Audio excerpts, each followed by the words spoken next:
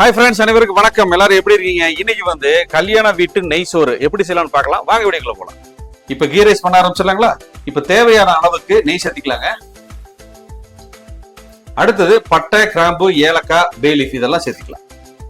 இன்னைக்கு வந்து அரிசி ஒரு 400 கிராம் தான் எடுக்க போறாங்க. அதனால ஒரு கைப்பிடி வந்து வெங்காயம் நறுக்கி வச்சிருக்கேன், சேர்த்திக்கலாம்.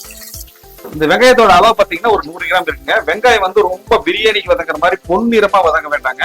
ஒரு 70% வதங்கினா போதும், சரிங்களா? இப்ப வந்து சீரகம் போட்டுக்கலாங்க. சீரகம் நான் மிஸ் பண்ணிட்டேன், அதனால சீரகம் சேர்த்திக்கலாம். 1/2 டீஸ்பூன் சேர்த்திக்கிறேன். அடுத்தது 4 கீரைனா பச்சை மிளகாய் சேர்த்திக்கலாங்க.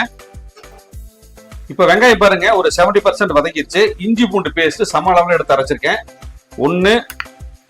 ஒரு 1.5 டீஸ்பூன் வந்து இஞ்சி பூண்டு பேஸ்ட் சேர்த்தி வச்சுங்க. அடுத்தது தக்காளி, 2 சின்ன தக்காளியை கட் பண்ணி வச்சிருக்கேங்க, அப்படியே சேர்த்திக்கலாம்.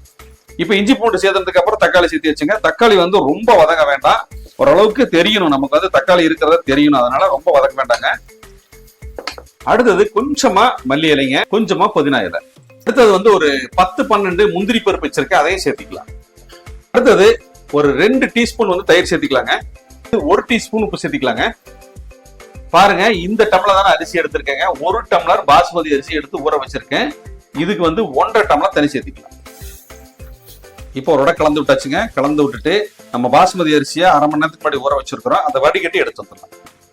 பாருங்க, 1 டம்ளர் அரிசியை நல்லா 2 தடவை வாஷ் பண்ணிட்டு 1/2 மணி நேரம் ஊற வச்சிருக்கேங்க. இது தண்ணி வடிகட்டியாச்சு. இப்போ நம்ம வந்து குக்கர்ல அரிசி சேர்த்துக்கலாம். இப்போ வந்து பாஸ்மதி அரிசி சேர்த்தியாச்சுங்க. நம்ம உப்பு செக் பண்ணிக்கலாம். கொஞ்சம் பத்தலைங்க, ஒரு 1/4 டீஸ்பூன் குறைவா கொஞ்சம் சேர்த்துக்கலாம். அடுத்தது கொஞ்சமா மல்லி இலை சேர்த்திக்கலாங்க. இப்போ குக்கர் மூடி போட்டாச்சுங்க. லாக் பண்ணிட்டு விசில் போட்டு ஒரு 2 விசில் வந்ததுக்கு அப்புறம் நான் உங்களுக்கு திறந்து காமிக்கிறேன், சரிங்களா? பாருங்க, இப்ப 2 விசில் விட்டுட்டு ஒரு 10 நிமிஷம் ரெஸ்ட் விட்டு நான் ஓபன் பண்ணிடுறேன். நல்ல ஒரு அட்டகாசமான கமகமன்னு ஒரு கல்யாண வீட்டு நெய்ச்சோறு சூப்பரா ரெடியா இருக்கு. கொஞ்சமா மறுபடியும் நெய் சேர்த்திக்கலாங்க. இந்த நெய் சோறு பாத்தீங்கன்னா ரொம்ப குழஞ்சும் இருக்கக்கூடாதுங்க, ரொம்ப வந்து உதிரியா இருக்கக்கூடாது. இந்த பக்குவத்துல இருந்தாதான் நம்ம சாப்பிட்றதுக்கு சூப்பரா இருக்கும். இதுக்கு வந்து இன்னைக்கு வந்து நான் என்ன சைட் டிஷ் பண்ணிருக்கேன் பாத்தீங்கன்னா, பிரியாணிக்கு நம்ம சாப்பிட்ற கத்திரிக்காய் கிரேவி தாங்க செய்ய போறேன். சூப்பரா வந்திருக்கு பாருங்க.